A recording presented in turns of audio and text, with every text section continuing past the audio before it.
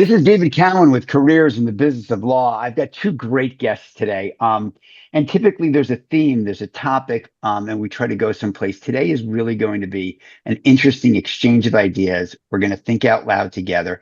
I don't think we're going to ramble because we know where we are and where we're going, but I have the pleasure of having EJ Bastien today, the Director of Discovery and Programs at Microsoft, and Keith Carlson, who is the Chief Technology Officer at Relativity. Now, you would think that Keith and EJ probably work together, right? Here's Relativity and here's Microsoft. But the truth is, they don't work together, although they depend on each other.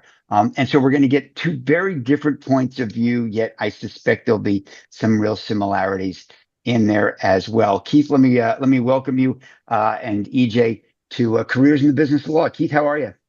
Doing great. Thank you for having me today. I'm looking forward to the conversation. I mean, there's so much going on right now. I'm interested to hear what we say. I'm interested to hear what we say. Let's start with you. Did you tell me that you grew up in a farm in the Midwest in Indiana? Yeah, I grew up in southern Indiana. Now, my dad himself wasn't a farmer, but my uncle was, and it was a farming community. And I grew up in barns and in sheds. And this was in the late 80s when I was growing up, when Farm Aid and everything else. So I watched my uncle lose his farm. So, like, yeah, in the heartland during the 80s in farming. Yeah. And EJ, I don't think that you grew up on a farm. No, I grew up in the shadow of Microsoft here, actually. I grew up in Bellevue, Washington, right down the street from where Microsoft really hit their first major stride. And I grew up in Bayside, Queens, outside of New York City. And my first job was a busboy in a diner, followed by a busboy at a steakhouse, and moved my way up. So we're all coming from very unique points of view. Where are we right now in the scope of things? EJ, talk to me a little bit about your role. I think you've been, what is it, 14 years now at Microsoft? 20. 20 years. Yeah. And you're running the e-discovery program. So you've seen a generation of change, generation of new talent come into the marketplace, a generation of new technology come into the marketplace. We don't have to tell our audience how fast things are moving, but I would like you to share what you are experiencing just in the last 6 months, that rate of change, and how you see the world just a little bit differently from your point of view in Redmond, and as the head of an e-discovery practice group, if you will. Sure. It's a crazy time. We're getting to live out a bunch of fantasies that we've had from, when we were kids, thinking, wow, when is AI going to be here to make everything easy and amazing? And then you think back about what we've had to do as we've brought technology in to accelerate the e-discovery experience. There's been a lot of pragmatism. There's been a lot of focus on, well, how can we use what's available today? And we've seen over the last 6 months that rate of change just explode. We've been talking about the change that's coming for several years now, and we've been focused for the last couple about, well, how are we going to make sure that we're ready for it? How can we make sure the data layers are ready? How can we make sure the operations are ready? How can we clarify the work streams that people are going to need to follow to really harness the capability that will exist? And now we're here. I feel like we're in our stride. Right now, over the last 6 months, there's been a heavy focus on operationalization, on actually carrying out the planning phases, carrying out the measurement of the benefits that we've gotten for the processes that were defined about 6 months ago, for seeing them come into day to day and having the humans really kind of live what we've been defining for the past year, in cases, to make use of the insights and the artifacts and accelerate their decisions, to focus on the relevant content and minimize the interaction with the irrelevant content. We're starting to, have people go, okay, this is starting to feel real now. It's not just sci-fi. It's not just pipe dreams. We're actually able to see how life is better when we're using today's capabilities. That's the key to change management. Can I see the gold at the end of the rainbow? Can I see the payoff? Will I experience the payoff? And so I think what we're talking about, and what you just shared a little bit about, was change management. This is change management, which historically everyone's been resistant to. I don't want to change. I like it the way it is. Lawyers are famous for that. Law departments, law firms, legal professionals, legal technologists. This is a lot of work. I don't want to learn it. What I'm noticing, Keith, help me out here and tell me if you share, if you agree or disagree. What I'm noticing is that the legal profession, although once resistant, I don't want to, and I don't need to because fill in the blank. They are now saying, I want to and I need to. They get the payoff. Change management will be a faster, easier move than it historically was. Not that it's easy, but it is moving in that direction because, to your point earlier, Keith, there are firms that are calling them tech forward or tech first law firms, and the Tech competition enabled law is what's firms. driving. Yes. Yeah. I'll let you Yeah. run with that, Keith. Yeah, so as a technologist and in the industry for 35 plus years, I spent 8 years at Amazon Web Services, and so like a big background in the cloud as well. I always have this conversation of like, how would I explain this technology to my mom? And largely, when I was at Amazon and doing fraud prevention and a whole bunch of other stuff, my mom would hang up the phone with her friends saying like, I don't know what he does at Amazon, but he can't help me get my packages faster. And so it's like she didn't really understand what I was doing. What this tech innovation is doing that is different than anything I've seen in my entire career is the accessibility to it is so fast and so clear that it almost like knocks you back in your seat. So some entry-level associate consent with a big partner can show a couple of prompts, enter a couple of pieces of information, get back a summarization, and it's like, what did you just do? Like that's amazing. And so because of that visceral connection that people can have in a very short time frame to seeing it, it's kind of this mind-blowing experience of like everybody is starting to think about like how this could impact their day to day. And even in situations where you wouldn't think the AI can work or you've struggled with it not giving you the right answers, you can learn a tip or a trick from a colleague or a friend and see like, oh no, this really could help me with this or that.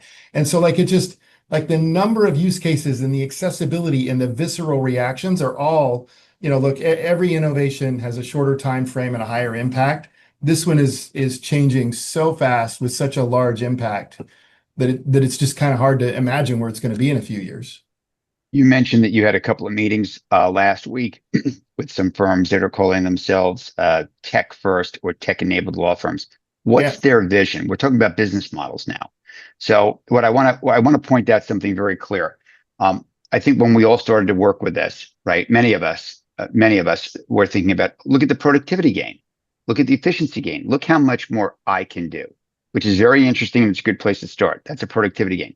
I'm hearing the industry and the community and say, wait, look at what we can do differently. This is workflow. And by workflow, I mean business model. And by business model, I mean the org chart is almost invisible to me today. What was the vision that some of your clients were laying out for you? Like, here's how we're building the firm of the future. What does that look like? It's still not really well defined, and different firms are thinking about it different ways. But it's really this concept of risk management always comes with some level of uncertainty. I mean, that's kind of the definition of risk. Like, how far could we go assess whether X is happening, or how fast could we review all of our contracts to see whether provision Y is really going to be impactful to us? How quickly could we evaluate like this internal investigation? And what's happening is that when you really start to incorporate AI in all of the steps, with access to all of the data, the speed with which you can go from uncertain risk to somewhat defined risk to seemingly reasonably well-defined risk is just so much faster than it's been in the past. Now, there's the business model disruption too of like hours for dollars. Don't get to it too fast because it'll be too short and not enough billable hours. But this ability to take something that's somewhat obscure and undefined into something that's pretty concrete with a good summarization. So basically what the tech-enabled law firm is that it's like, what number of risks can we put into a more concrete way in a faster time frame to make better decisions? And what does that do to the practice of law for how you engage a firm? Like, and by the way, I'm not a lawyer, never played one on television, don't profess to be one. I'm a technologist through and through. But seeing this somewhat fuzzy picture get into something more concrete Yes. is something that they're able to grasp. And they're like, that is the future, is taking these risks and these situations and making them more concrete, more quickly to make better business decisions about your legal risks, is what I'm hearing and seeing pretty much every day. So EJ, Keith's framing it through the lens of risk. I'm going to broaden that up completely, right? I'm going to take it out and just put it into the entire business of law and say what I heard Keith say is speed to insights, speed to decision, and speed to action, right? Like wherever you live, whether it's governance, risk, compliance, like wherever you're living, it's speed to insights, action, decision, etc. I'm going to argue that that generates more billable hours, not less. How do you see it? Look, I've spent my whole career in-house, basically 20 years in Microsoft's litigation group, where we've, faced shrinking budgets, and a strategic partnership with a bunch of law firms who are overwhelmed with the amount of work that we're sending them and frustrated that they spend time on things that are not really aligned with what we're seeking their counsel for. And so I think there's potential to increase the value, the density of what they're providing for us because we're able to deflect low level work. We're able to present insights that help people accelerate decisions, as you said, accelerate their understanding and the quality of their advice in fewer hours. Does that lower their value to a client like Microsoft? No, that doesn't lower their value, but it does call into question the concept of a billable hour, right? We understand that we can get work done faster by integrating technology. We understand that AI can help us get to the same result or a similar result in far less time if you travel a slightly different path. So understanding how to operationalize that and understanding what that alternative path is so that you can actually kind of harmonize the value between the law firm and the client is it's an important inflection point for that right now. Let me ask you this. If you've got a budget and you're paying me X amount of dollars and I'm going to do this thing, but I don't have to do the mundane. How much time would you like to spend with your outside counsel, like thinking out loud? Instead of like solve like I know the question, right? So like here's the question, here's the problem. Hey, react to it, Cowen. And I'm like, okay, I react to it and I charge you X. And you're like, okay, that's in my budget. It's like, okay, what if I could do all that in half the time? And let's say I'm a smart guy. Let's assume for a moment that I'm like really, really smart. I'm with a top law firm and you think that I'm, wicked smart and I get smarter and smarter all the time. Would you want to spend more time just talking to me? Or is that not like David, that's a whole other world, and that's not the reality of how things work. I don't want to speak to my outside counsel about smart things, or I won't like, you see where I'm trying to go? Right. I'm trying to reimagine, reinvent the relationship with outside counsel, which may or may not be something that's real. Right. No, I think you're absolutely right. I mean, when you can so people are famously too busy to do anything, right? They're so focused There you on go. That's tasks it. that you don't have time to really indulge in a thoughtful conversation. When both participants are truly objective about the content that they're considering, right? And so if you can carve away all the effort or a lot of the effort that it takes to get them to that point where they truly understand what it is that they're interacting about, they understand the facts and they can think of them readily and interact with the key pieces of information that help really support that they can have far more meaningful and valuable conversations. They can make stronger, better, more appropriate decisions and provide better counsel in that way. And so, yes, that's definitely the kind of experience and relationship that in-house departments like mine fantasize about. Now, of course, the other reality of it is we are being asked to do more with less. We are facing shrinking budgets. We do need to find a way to create efficiencies. But of course, what's the most important thing in a litigation department, right? It's winning. It's not losing. It's protecting the company. And so nobody wants to see a dip in quality. But of course, there is the inevitability that data keeps growing, that budgets keep shrinking, that timelines keep shrinking, and that you need to get to victory in fewer steps. So And the reality is we'd love that partnership that you're considering, David. But we definitely do hope that we can get to it better, cheaper, faster as well. And I Keith? also believe that there's a huge class of issues that are too expensive, too difficult, and too time consuming to get to that are very worthy of conversation if they were less difficult, easier to get to the answer, and more concrete. So, like as an example, in software development, we're building stuff all the time, and we have lots of contracts with lots of customers, but we're not checking those contracts to make sure that the way that we're writing the software is meeting all of the contractual requirements.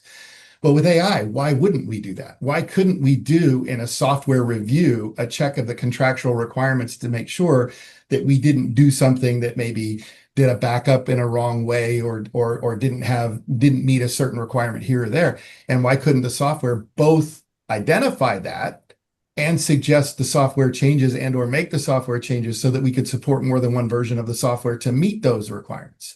And in today's world, that is a practical impossibility. You just couldn't check all of your contracts against all your software. You'd never deliver anything. But I don't see that that's probably something that we could do today if that was where our investments were. And so, like in software, the AI is changing the way we write software, the number of versions that we can keep, and just the fundamental way you write software is changing, which kind of is mind-boggling to me. And so it's like, I believe that in addition to that, like having more strategic conversations with your outside counsel instead of just talking about the specific problem, there's a whole class of things that are going to be lit up because we have the AI that just weren't possible before it existed. I think that's absolutely true and so exciting. I do want to be careful that we don't give anybody the impression that, the Bergen argument is no longer valid, right? There is no easy button. This all still takes a lot of work, and the work kind of takes meta work as you have to think through how you're going to make this thing a reality. Because it's not just ask AI and you should receive, right? There's a lot of Yes. pipeline management and workflow considerations that have to be thought through very strategically, and the effort of doing that it is still complex, right? So while we have something that can help us achieve things that may never have been possible before, we're not, in a just wave the magic wand future. So I just want to deconstruct that sentence. How we are going to make this a reality. The we would be the HI. If I remember correctly, we as HI. So that's the human intelligence, which is, I think, the most. So it's just so compelling. I'm so inspired, and I love waking up every morning going like, the we is me. It's like I'm the we that has to figure this out. Like how are we going to use this? It's like having a car. Like once upon a time, we had a car that went 30 miles an hour, right? Um, Keith, thank you to Andrew Stasia and Phil and the rest of the Relativity team for helping the car to go 60 and 90 miles an hour. And EJ, you've now got the car going 120 miles an hour. And I'm like, oh, now we have to figure out how to drive that car on the roads that are only built for X. Oh, I know. We need to build new roads. Oh, so now we need to train contractors and engineers how to build these roads. Like it's nonstop. It won't stop.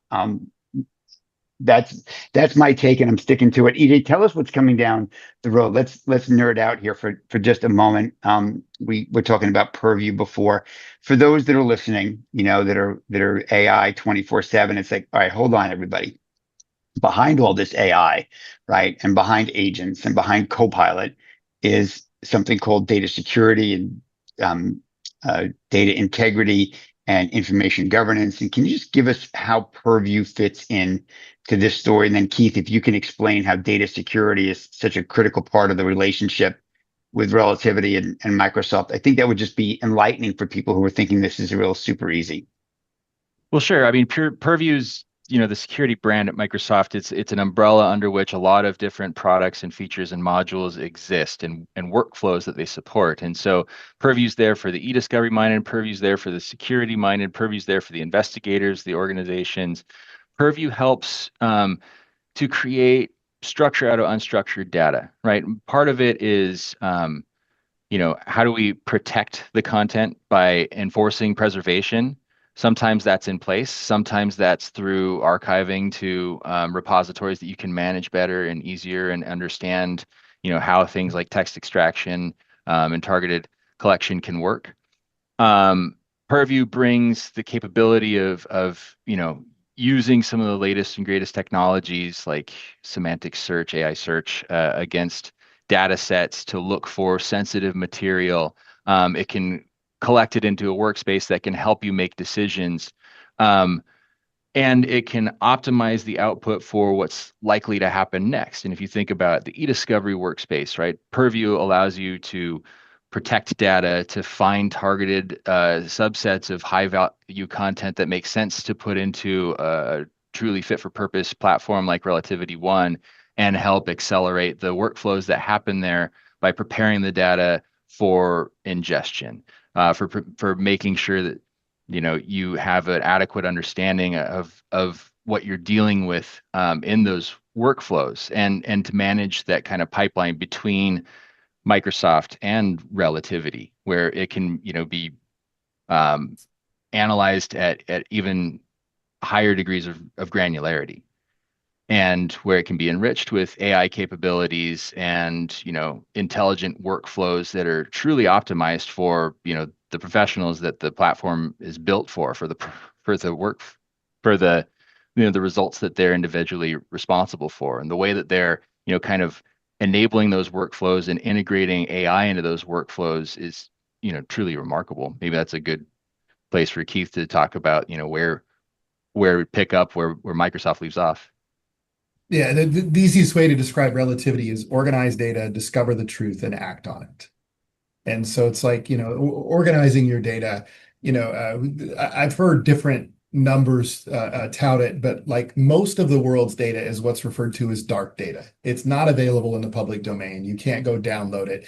And so, think about your Teams chats or, your videos. There's a whole bunch of data there, but that's not publicly available. And so in the context of a legal matter, there's a requirement to produce that data, to be able to understand that data, and to be able to ask questions of that data to discover the truth. So first you have to organize the data. And so, Purview is a great tool. We integrate with Purview. It's a really valuable data source, and it does everything that EJ talked about and does it well. But there's also data sources of, like, maybe you use Slack, maybe like there's a whole bunch there's literally thousands of data sources that people use. And just because you have access to the data source doesn't mean that your AI can run on it natively. And there's also intelligence in that data that you need, of like, I need to reconstruct the email thread. I need to know what this emoji means. I need to translate this into the proper language. I need to know what kind of contract it is. And so you organize the data, then you discover the truth. I got this set of questions. Can I find the relevant documents versus the irrelevant documents? Can I find the right pieces of data? Can I stitch across a cell phone chat and a Slack thread and a Teams chat and a video call to see this pattern that then you can tell a story from, right? And so that's the organize the data, or I'm sorry, organize, that's the discover the truth and then act on it. In the legal system, you've got to present your evidence in a certain way. It's got to be able to go to the proper courts and the proper, kinds of filings with the proper chain of custody, so that you know that it really happened and that it's contained within the definition of what the court says we do have access to. So oftentimes what Relativity is doing is they're pulling together data sources that have never been cross-referenced against each other ever before, because they're in different security silos managed by different people within the organization, to tell a single story. And so what Relativity does is it's the organize the data, discover the truth, and then act on it, use it for action. And that's really the pieces that we put together, is to be able to answer the questions and tell the story, mostly with what's referred to in the real world as dark data. It's not available in the public domain. It's not available to anybody. And it isn't indexed in such a way to say, like, this piece of data can be related to this piece of data, can be related to this piece of data. That's what we do. So if you're listening, you should have picked up on the absolute passion, glee, and joy that Keith shares. Like, his smile is like the size of the entire screen when he talks about this. So Keith, talk to the moms and the dads and the aunts and the uncles who have 16 and 17 and 18 and 22 and 25-year-olds that are like, what do I do with my career? If their kid sounds like you somehow, there's a future. Can you sort of unwrap the kinds of people, right? Like, that fit into this space that's growing and expanding. Can you talk to the, I'm serious because I hear moms and dads all the time going like, I don't know what to tell my son. I don't know what to tell my daughter. I don't know what to tell my niece, my nephew. Talk to them for a moment, if you will, about what it takes to be successful in this industry. And if your brain thinks this way, point them in our direction. And I mean the global hour. Yeah, I mean, computers, they were fascinating to me from the time I was 13 years old. You could program a set of instructions and you could get an answer out. And that drove my passion for probably 10 years. And then I started to realize the concrete inputs with the concrete outputs are an interesting way to think of a computer. But when you can get it to tell a story, when you can get it to gain an insight, so if you have a passion around being able to use technology to solve real world problems, the further you can get away from like, oh, I'll order into the the order system. I want two of those, so therefore I'll produce two of those, to like, what do you think they'd be interested in buying next? What do you think is the question we're trying to answer? So computers, and EJ said it earlier, people talk about the destruction of jobs as a result of AI. All I can think about is the opportunity to apply this in a whole bunch of areas because, and again, to TJ's credit, he talked about the workflows still need to exist for the problems that need to exist. And it's not always going to be, I'm at a prompt and I can do anything, therefore I'm going to solve problem X. It needs to be systematized. It needs to be validated. We need to make sure that we know that it's working properly and we need to apply those workflows. Like I heard a statistic from a friend of mine that I used to work with that they believe that AI is going to require at least 40% of all the code that's ever been written to be rewritten just to support AI workflows. And if that's true, that's enough work for everybody that's ever worked in computer science for another 15 years. And so it's like That's a great just soundbite right there. yeah, by the way, I don't know if that was scientifically derived or whether it's more of just like a thought exercise. But if you think about all of the software you have and all of the work that you do, if you want it to be AI enabled, it needs to be changed so that the AI is integrated into the workflow. And so it's easy to believe that it's true, but it's not like a concrete fact. It's more like a thought exercise. But I just, ask about what people want to do. There are so many use cases that can benefit from AI in the workflow that it's not there yet. I think that Keith, hold, there's generations of careers in that. Keith, hold on one second. MIT is on the other line. They're looking for an online professor. I'm going to give them your name and number, okay? For sure. E- EJ, talk to the 22 to the 20, 20 the 18 to 30-year-old that's out there that goes, I want to join Microsoft. I'm looking for a career. Kind of don't kind of don't know what I want to do, but this sounds interesting. My mom is making me listen to this, right? My mom is making me listen to this podcast. And so, EJ, what do you want to say to this kid that's being forced to listen in the car? Look, the details are going to continue to matter, right? Understanding how things work is key to understanding why we do them the way that we do them, and understanding how to evolve a process that's rooted in tradition. It's based on, you know, it's based on purpose. We're able to optimize that, but it needs to be optimized around the realities of the data layer, the realities of, the needs and dependencies of the deliverables, right? How the output is going to be consumed. So it's important. I think there's still a lot of work to do. There's still a lot of need to go deep, and there's still a lot of need to get objective with the capabilities so that you can meaningfully drive progress and continue to drive progress. I don't believe that AI is just going to come obviate the need for experts. If you think about, you know, how you can make it possible for yourself to consume information easier and to verify, right? To transfer that, um, the text that you see, the information that you intake to true knowledge. It's not just have my eyes grazed this, have I kind of gotten it long enough to repeat it once? You need to truly internalize these things in order to be able to use them. The more you do it, the better you'll get. But focusing on accelerating your ability to learn and to put to use what you've learned is going to be a key to everybody's future. And so here's what I'll say to the moms and the dads and to the kids that to the kids in podcast land. You want to look for the Keiths and the EJs of the world to go to work for. This is who you want to work for. These are the mentors and the sponsors and the shapers of careers. Anybody who's running an organization thinks like this, that's articulate like this is where you want to take your career. And by the way, you could be 30, 40, plus. I meant to talk to the youth to be encouraging, but it's who's at the top and how they're thinking and can they communicate, because that's where your assignments are going to come from, and that's where your careers are going to accelerate. And oh, by the way, it's not terrible to work for an organization like Microsoft, where less than a year ago the stock was at 325 and now it's at 525.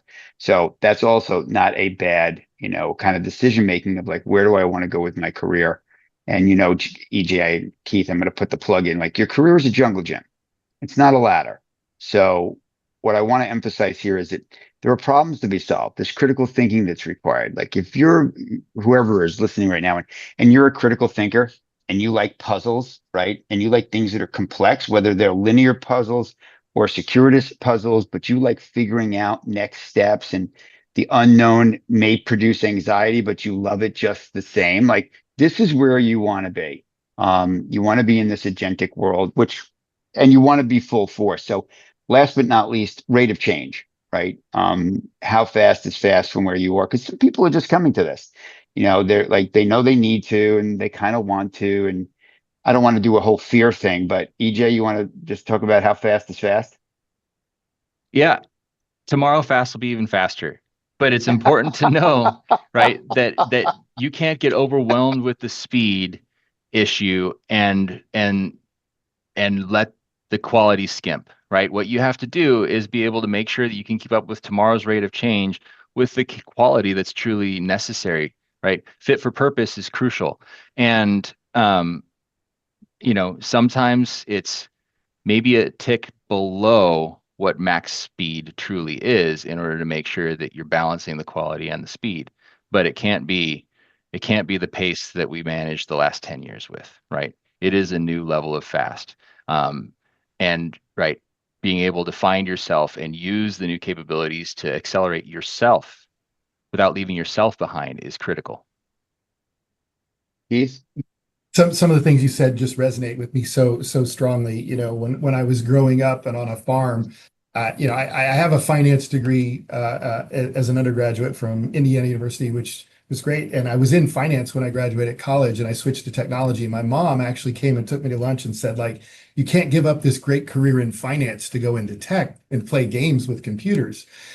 And I'm like still on this magical, mystical journey of like, where's it going to go next and what's going to be the next thing? And everything's about creating efficiency and creating value and creating opportunity.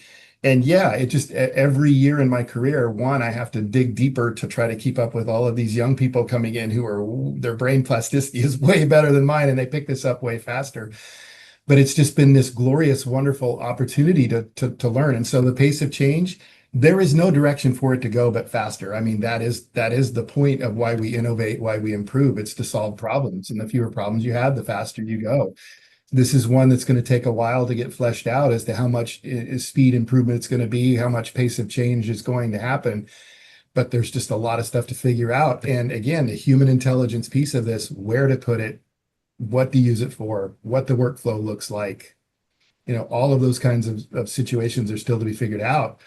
But I just think it's a wonderful opportunity. And I will say one more thing about my boys, because I have three boys who are all in computer science, studying AI and math and all of those kinds of things, is that one of the experiences I had with my kids is that they were told a lot. The planet has got problems, the future is, you're not going to live as all this other kind of stuff. And I was like, and I understand the reasons why they were told that, but I also told them there's also opportunity to use all of this technology to solve some of those problems. So instead of leaning into the pessimism of the future, maybe lean into the optimism of the future and help build that future you want with all of this technology and all of this change that's occurring. And so it's like, the pace of change, problems are going to get eliminated. It's going to go faster. That's where we're headed. But let's embrace it. Let's lean into it. And let's make the world a better place because of it. Yeah, you guys are so inspiring. And, in case you think you're listening, listening and you're going, oh my God, these guys are two gurus. How am I ever going to catch up to that? That's so overwhelming. Let me say, all you need to do is start. Okay. if you're radically curious, you don't need to be Keith. You don't need to be EJ. You sure don't have to be me, but you do have to start. And if you start, then you're already ahead of those that didn't. And 80% of the market, 80% of the workforce is not. So if you're listening to this podcast, chances are you're part of the 20% that are. Take a deep breath. You're doing just fine. Just keep going. Keep listening to Careers in the Business of Law, the AI Daily Brief, Scott Galloway, find your podcast. Just take some little action every day. Some little action, tiny. Just think with AI in your mind every day, and you will be a builder, and you will be an operator, and you will be an innovator, and you will be more than just fine. EJ, Keith, thank you so much for joining me today. I love this exchange of ideas. Keith, I'll see you at Fest in Yep. Chicago in October. EJ, with any luck, I will see you at Solid in New York on September 25th and 26th. Thank you guys so very much. Have a great week. Thanks, David. Thanks, Keith. Great to see you. Take care. If you enjoyed this show, be sure to give us a like and subscribe on Apple Podcasts, Spotify, or anywhere else you get your shows. And if you want to take your career from now to next, never eat alone.